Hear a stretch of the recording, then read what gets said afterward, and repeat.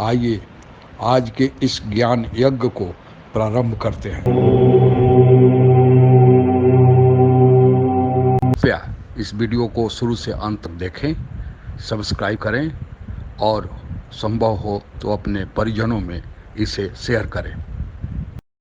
पूरा देश कोरोना महामारी के चपेट में है और इसे उत्पन्न समस्या से निपटने के लिए केंद्र सरकार और राज्य सरकारें मिलकर हर संभव प्रयास कर रही हैं। इसी बीच जय हिंद ग्रुप के बैनर तले 26 तथाकथित बुद्धिजीवियों ने, जिसके मुखिया जोगिंदर यादव हैं तथा साथ में रामचंद्र गुहा, आशुतोष वार्ष्णेय, दीपक नैयर, हर्ष मंदिर, अभिजीत सेन आदि शामिल है। इन लोगों ने कुछ एक ऐसा प्रस्ताव सरकार को दे दिया है जिससे लगता है कि ये नहीं, इनके पीछे से कोई दूसरा बोल रहा है।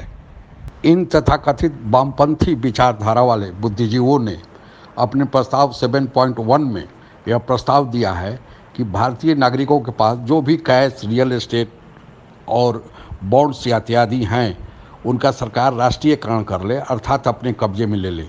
जब यह प्रस्ताव की बात सोशल मीडिया में पहुंची और लोगों ने तरह तरह की टिप्पणियां इन लोगों के विरुद्ध करना शुरू की, तो इन लोगों के बीच आपस में ही फूट पड़ गया।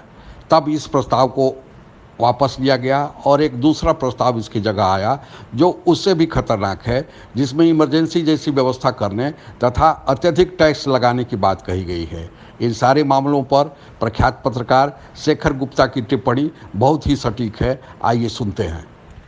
तो एक उन्होंने अपना क्लॉज, जो 7 क्लॉज हैं, 7.1 लिखा और उसमें कहा कि सरकार ये डिक्लेयर कर दे कि हर इंसान की, भारत में हर नागरिक की, हर नागरिक कंपनी जो भी है, उसकी जितनी भी संपत्ति है, उसके पास, उसकी जेब में पैसा है, उसके पास कोई बॉन्ड हैं, शेयर हैं, जो कुछ भी है, अगर मैं पढ़ के सुनाऊँ आपको तो वो कहते हैं cash, real estate, property, bonds, जो भी है, इस सबको नेशनल रिसोर्सेज, राष्ट्रीय संपदा डिक्लेयर कर देना चाहिए। इसका मतलब आप इस देश में हर किसी के पास जो कुछ भी है उसका आपने राष्ट्रीयकरण कर दिया। अब ऐसा तो कभी कल्चरल रेवोल्यूशन में हुआ था, चीन में ऐसी चीज़ें ऐसी तो कहीं और होती नहीं, लेकिन उन्होंने लिख दिया। जब लिखा तो उनमें से एक जाने माने हमारे इतिहासकार हैं और लेखक भी हैं, राम गुहा, उन्होंने कहा कि मैंने तो ये नहीं देखा था, जो आपने मुझे भेजा वो तो कुछ और था, ये आपने बदल दिया, मुझको तो ये मंजूर नहीं है। क्योंकि तब तक कुछ लोगों ने इसको पकड़ लिया था। एक रूपा सुब्रमण्या है जो बम्बई में ट्विटर पे बहुत एक्टिव हैं और वैसे भी इकोनॉमिक्स पर लिखती हैं, उन्होंने सबसे पहले पकड़ा और कहा कि क्या हो रहा है। तो जब इसके ऊपर शोर मच गया और लगा कि कुछ और एक दो लोग जिन्होंने इसको हस्ताक्षर किए उनको भी तकलीफ़ हो रही है, तो इसको बदल दिया गया और इसको बदल के फिर कहा गया नहीं ऐसे नहीं, ये हमारी बात का गलत मतलब लगाया जा रहा है। हमारा कहने का मतलब ये था कि सरकार हर ऐसा तरीका ढूंढे जिससे कि और पैसा वो इकट्ठा कर सके गरीबों को देने के लिए, और इसको इमरजेंसी की तरह तरीके इस्तेमाल करने चाहिए।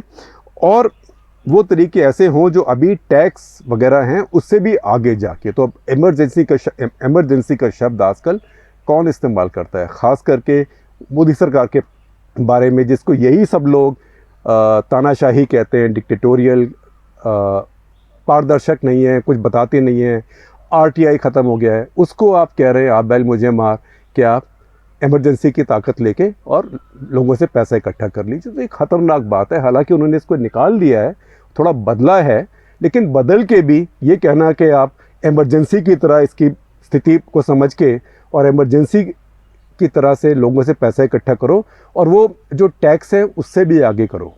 अब टैक्स देखिए कि यहाँ जिसको अमीर कहते हैं 43.5% टैक्स है, 18% उसके बाद जीएसटी है, उसके बाद डिविडेंड डिस्ट्रीब्यूशन टैक्स है, फिर कैपिटल गेन्स टैक्सेस हैं। तो हमारे देश में अब टैक्सेस के रेट्स की कमी नहीं है, हमारे देश में अमीरों की कमी है। आप उन्हीं लोगों से कितना टैक्स ले लेंगे तो वो सोने के अंडे देने वाली मुर्गी को कितनी बार गर्दन काटेंगे, एक ही बार काटेंगे। शेखर गुप्ता की रिपोर्ट आप लोगों को वस्तुस्थिति से अवगत कराने के लिए पर्याप्त है।